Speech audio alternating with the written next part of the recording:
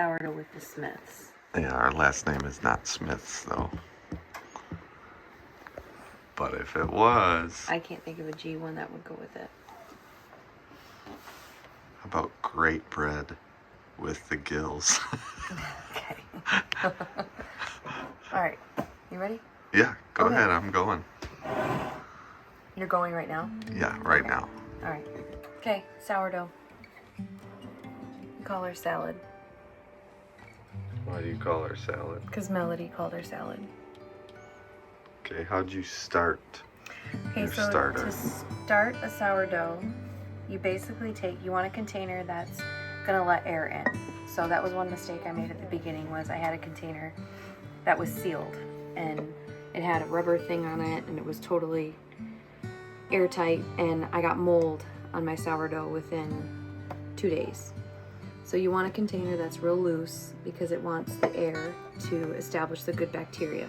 Sourdough is a wild yeast, it's not commercial, so that's why it's easier to digest and it's great for gut health. So I started by I took a half a cup of water, filtered water, and a half a cup of flour. You use all-purpose flour. And I mixed it up, and then that's day one, and then the next day you take some out, and then you do the same thing. And you're basically adding flour and water to have a thick pancake batter consistency, which is what I have here. It's like a thick pancake batter. So you don't want it like yogurt, because then you're dealing with high hydration. See all my bubbles? Aren't they pretty? So you want it like a thick pancake batter, just flour and water, and take some out every time because that just keeps the good bacteria going. And it's got kind of a Yeah, so your smell is a alcohol huge smell. thing. If we could have smell It's of it. fermenting. Yeah, so the smell right now, because this was fed this morning, so it's good and fed, it smells very yeasty. But if she ever gets hungry, it'll smell like nail polish remover because it's alcohol. Pretty interesting. So today we're gonna make bread. So we're just gonna do a basic loaf. You're gonna need 1 2/3 cups of filtered water. And I always put that in first. And then we're gonna take a 1/4 cup of our sourdough.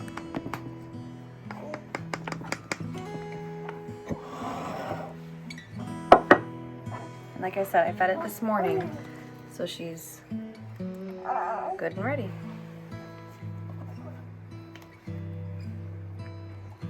Did I say a 1/4 cup of this? Yeah. Did I?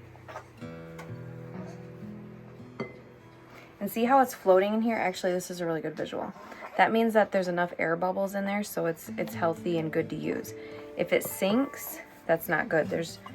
I mean, you could still probably use it, but your bread it wouldn't have a lot of loft and it wouldn't be good. They call that the float test.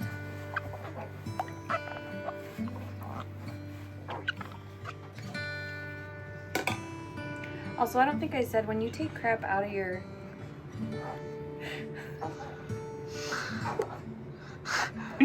out of here. Let's take that one. Yeah. When you discard, I have my discard jar right here. This was in the fridge. So I put it in a jar, and you can just, any mason jar.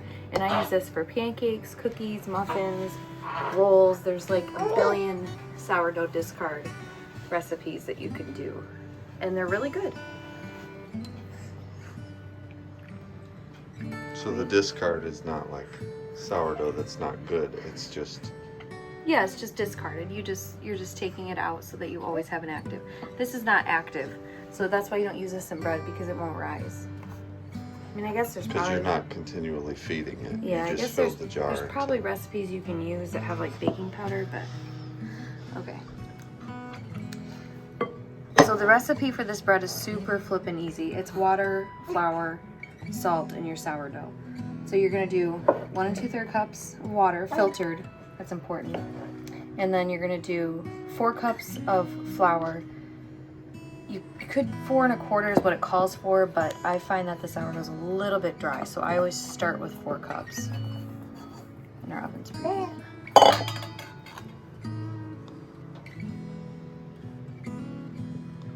You're just gonna stir it up so it's a nice shaggy dough. And I use my spatula at the beginning and then we get our hands dirty.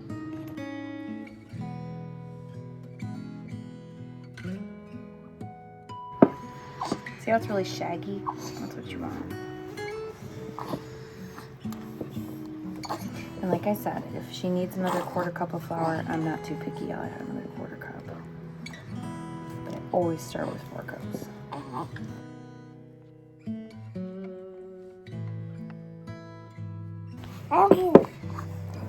Yeah. And then you let it sit for a few minutes.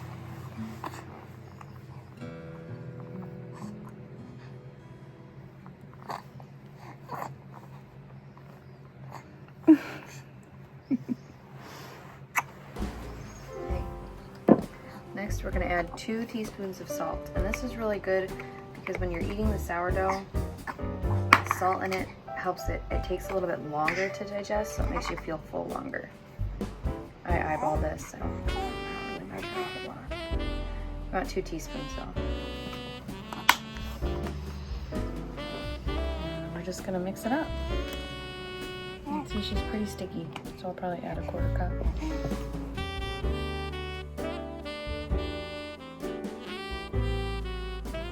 And the point of kneading this is to activate the gluten, right?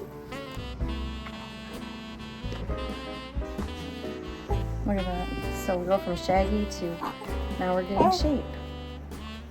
Normally we would 2-hand this on the counter. But we got our baking buddy. So we gotta improvise.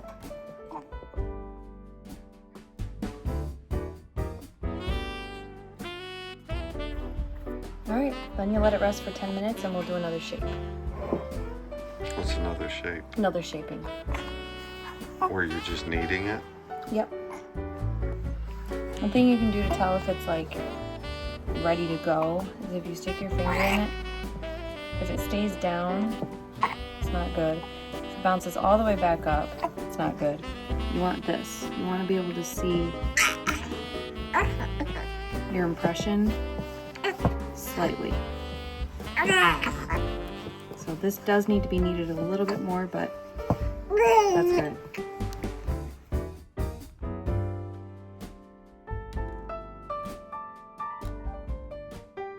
Okay, I think she looks pretty good.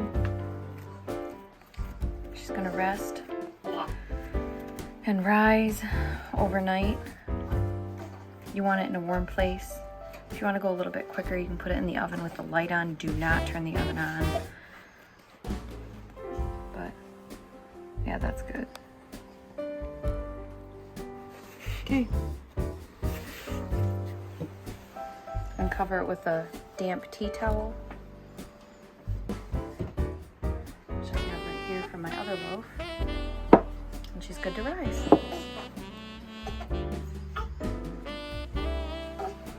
And then this one is one I did this morning. I let it rise in the oven. As you can see, it's definitely doubled in size. It's less about time and more about size, because in the winter it takes a little bit longer, in summer it goes quicker.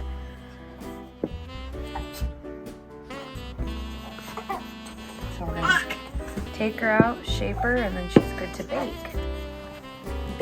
Look at the bubbles though. Just a little shaping. Take everything.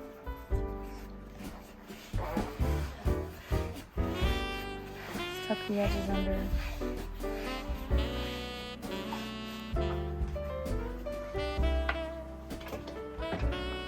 I don't have the thing to score it yet. Maybe for Christmas. So I use a sharp knife.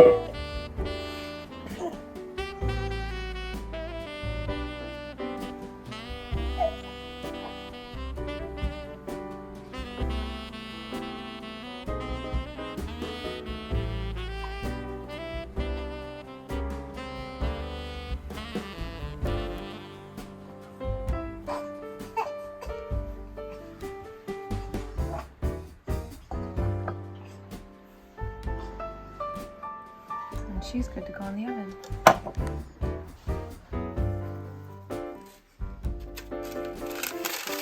soon I will have a proofing basket and all the fun stuff, but work with what you got.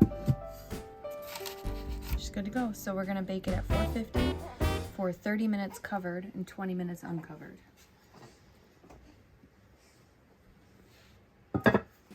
Okay, so I looked up sourdough and I started doing a bunch of research because I had gut issues and I tried going gluten-free, but I was just never super satisfied. I always felt sick. So I started looking for options in my diet and how to clean it up. And sourdough was one thing that I found, and I felt like it would be really good for our whole family. So yes, just to recap, you want a container when you start this. You want a container that lets air in, nothing airtight. I made that mistake. I got mold, had to throw the whole thing out. None of it was salvageable. So I had to restart. I bought this container. It works great. A little bit big, but I go through sourdough a lot, so I don't mind it being big. And I took 50 grams, but it's a half a cup of water and a half a cup of flour, and then I mixed it up. That was day 1. And then day 2, I took about a quarter cup out, and then I did the same thing. I put 50 grams of water, half a cup of water, half a cup of flour, and always do filtered water. Mix it up. That's day 2. Day 3, same thing. Take out about a quarter cup, and you can save that discard stuff. I showed you in the fridge we have a discard thing, and I use it for pancakes, which the kids always eat right up. Super easy. And you know that your sourdough is ready to use when you have like a lot of bubbles. You want a lot of bubbling and a lot of active. You know, you can see it. It's active. It's bubbling. And the smell too is a big thing. So when it smells yeasty and when it smells like you think sourdough should smell, then it's ready to use. Yeah, if you give it a whiff, kind of burns your nose slightly. It's good though. It's really good. This is a little bit hungry because I fed it early this morning, so I'll feed it again tomorrow. I take out about a half a cup because I have so much, and then I just feed it. I eyeball it. I don't measure anything, and I just eyeball it until it's about the consistency of a thick pancake batter, and it works for me. I'm sure there's other technical ways to do it, but I'm telling you, you can save a lot on your grocery bill. 5 kids, we need to save. Oh, don't forget, you always want an unbleached freaking flour. Use a good flour, that's important. Whole wheat flour kind of sucks. It eats quicker because of the wheat in it. But this, an all-purpose, unbleached flour, this stuff is great.